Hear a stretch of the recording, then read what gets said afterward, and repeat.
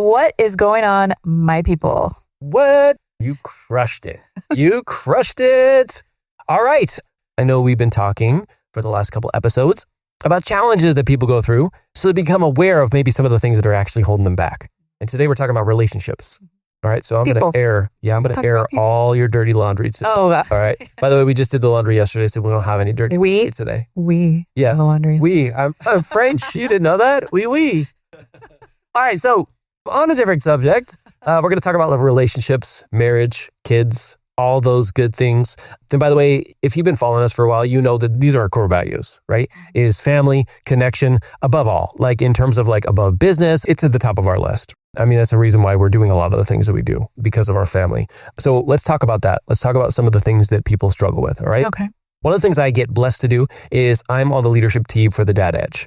And the Dad Edge, really huge podcast. If you are a father or a husband, definitely listen to it. You might hear me on a bunch of the episodes, but it's really powerful when you're in a room of other parents, other spouses who want to become better for the people that they care about the most. And it doesn't mean that you're going to take your foot off the gas in business or career or spirituality, but at the same time, it's going to help you build what's called an and life. It's something I work on with our clients one-on-one is like, how do you have an and life? It's different than an or life. An or life is how can I succeed in this one or this one? Mm-hmm. But for relationships, I always think about how can I have an and life? How can growing a business make me a stronger father? Living the and life.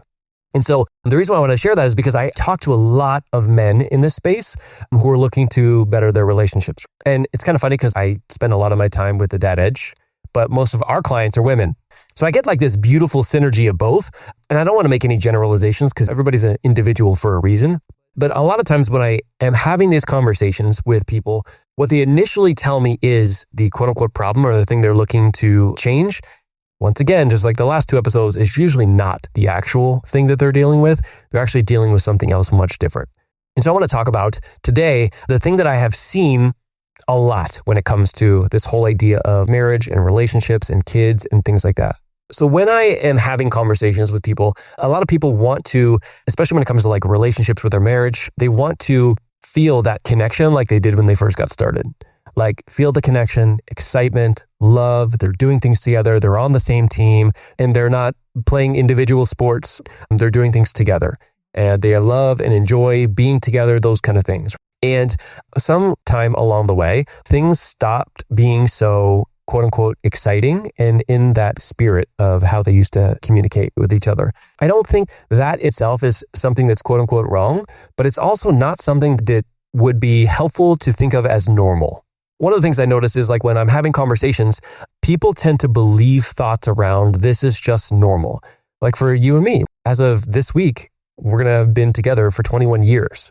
I don't think it would be quote unquote normal if we weren't as connected as we are right now. I don't think, we've been together for 21 years. So like we should just be friends right now and not like as close and connected as us. But I see that a lot of people think that. They're like, oh yeah, just over time things get like less chaotic.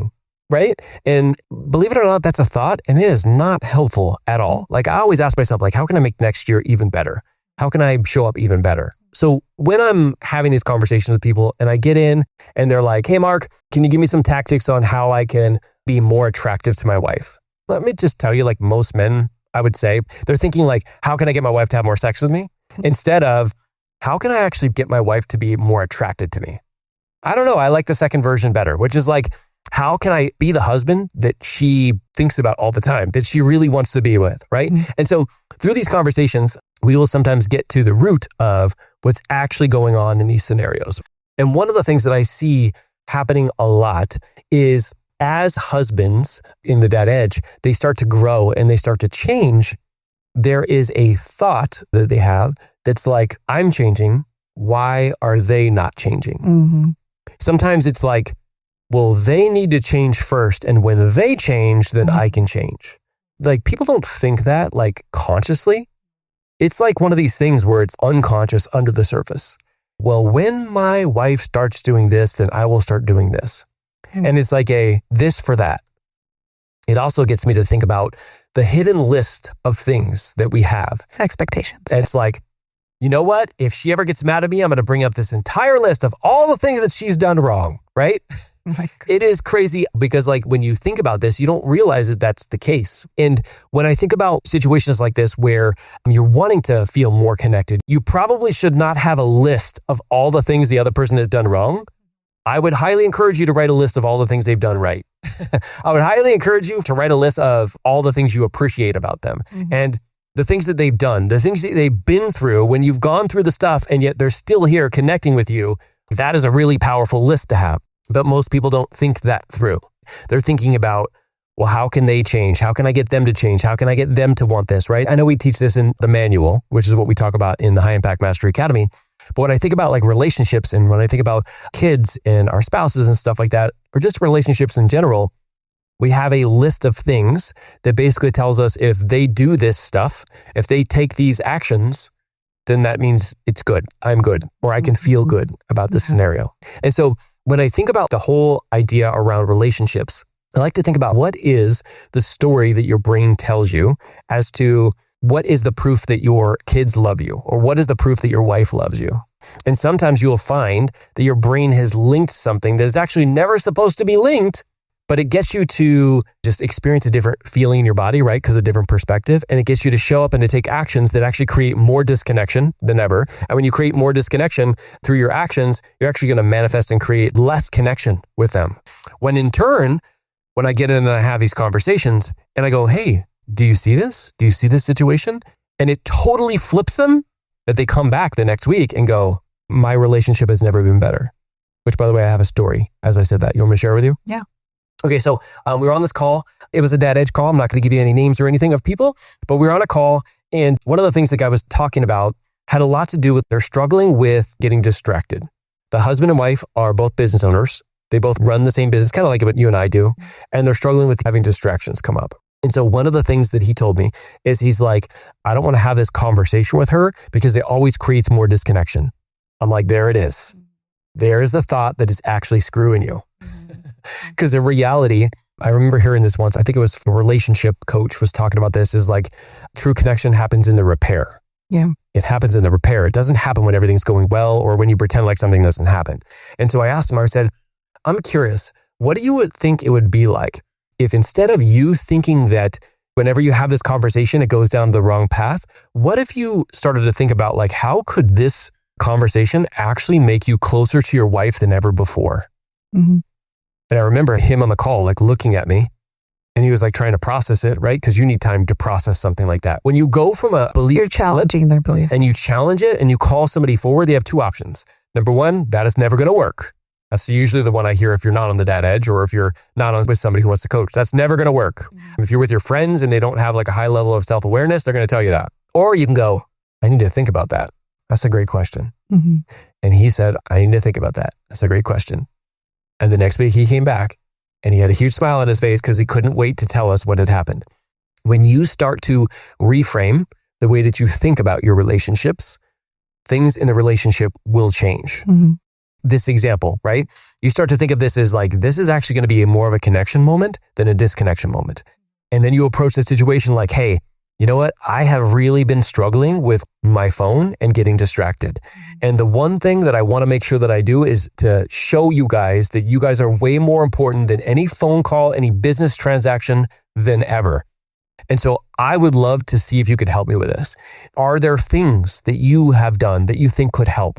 Are there like ways that maybe you could call me forward when like I need to be called forward? And I promise you, I'm not going to overreact or respond negatively.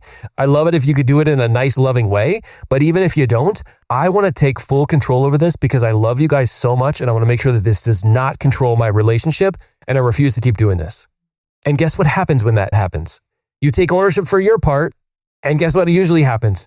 They take ownership for theirs. And now you're on the same team. And now you feel more connected. And now this guy comes back on and goes, I don't know what's happened, but like I feel more connected to my wife than I felt in years. And it had everything to do with that belief that was actually holding him back. Oh, if we talk about this, everything's going to go wrong. Well, your brain is living in two places, your history or the past. Your history of your brain of like, oh, here's all the things that have happened. But then the past of like, oh, well, that's ever happened before. This is the reason why. And we live from that space. We project it into the future and we create more disconnection like that. And this is the same thing. So when you get in there and you find it, it's amazing because it actually isn't as much hard work as the technical solution is. Yeah. It's just being able to see there's a different way of thinking about it. Yeah. One thing I do want to make sure that you're very, very clear of, these 5 podcasts that we're doing, we want to make you aware of maybe some things that might be holding you back. For some of you guys, this is not the space in relationships that's holding you back. Maybe there's a different space that's holding you back. But there's a difference between awareness and actually getting yourself to believe what we're talking about here today, right? Because if you are just like, oh, I know that, logically that makes sense, that means you just don't believe it yet. Yeah. And there's actually a process to help you to be able to believe that, but you have to choose to believe first. You can't choose to believe, nope, this is true, she's out to get me. Good luck with that. That is not going to work in any situation ever. And it doesn't matter what that person is doing or whatever, because you're going to look for more evidence that it's broken, wrong, or missing. It's important to really become aware of it, which is what we're doing here on this podcast, and then figure out a plan to be able to show up differently when you're about to have that conversation with your wife. Yeah. Yeah, it just gets me to think about how this is truly about taking ownership, even when you don't believe yet, right? When you're still kind of processing and in the process of reframing your thoughts around the whole situation. It's about taking ownership, because I feel like I've had this experience in our relationship too, is that when we have, moments of disconnection or there's arguments or there's something going on, there's always this idea that you have to match the other person's energy, that, they're responding this way when I try to talk to them, and it could potentially be because of the way that you talk to them, right? But it's always about if they're going to be this way, then I'm going to match that. Yeah. And this is basically challenging that and challenging it in a way where it's, no, you take ownership and you respond in this way because you want to create that connection. It may sound cliche, but it's you be the bigger person and you start to reframe your thoughts around the whole situation. And then it may not go the way that you hope at the beginning, right? Because there's also another person involved. But it doesn't mean that it's not going to work eventually. So I think a lot of it has to do with just learning to take ownership in that process, and that it's not going to be a flip of a switch. It's going to be something that takes time. Yep. On that subject, before we move on to the next episode, what you just shared right there in terms of taking ownership, I've had a lot of people who come to me and are basically when I get into these conversations, my significant other or my kids, they shut down. Mm-hmm. They shut down. This is what they ask. Why does it always have to be me to start that conversation? Mm-hmm. That is the most terrible question you could ask yourself. Okay. Why is it you? Because you're the best person to start it. Mm-hmm. Because you're the one who's going to reach in, lead yourself, effectively start that conversation, get past the uncomfortableness, because this is what you do. There's a difference between why do I always have to be this person? You can keep thinking that. It is not going to help you show up the way that you need to. Or you can think, I actually know how the brain works. I'm the perfect person to do this. I'm going to do this right now. You see the difference? Mm-hmm. So many people, when they think about self-leadership lab, for example, they're oh, discipline and being able to get yourself to do it. I'm no, I'm going to find a way for you to want to do it. And not just want to do it, but want to do it with an entirely different energy that you don't know how the other person's going to respond. But I guarantee you, if you put these two responses, you responding your old way and you responding your new way, and you put them together head to head, one is going to be more likely to produce results and the other one is not. And by the way, I don't mean just relationships. I mean every area of your life. One of the things that's really, really near and dear to me is just the whole idea of what we're talking about today and how this applies to every area of your life. And I know there's going to be people who are going to be I don't have the time. I don't have the money. I don't have all of these other things. And there's just something inside of me that's if you leaned into something like this and you developed a skill that allowed you to respond instead of react and create a high level of energy that is going to feel like attraction energy, no matter what it is you're doing, whether you're doing it with your kids or your spouse or at work, people are going to want to work with you more, whatever that looks like.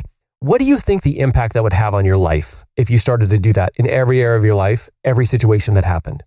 And it wasn't just something you had to think through, but you started to think through it so often that it just became a part of your normal operating system.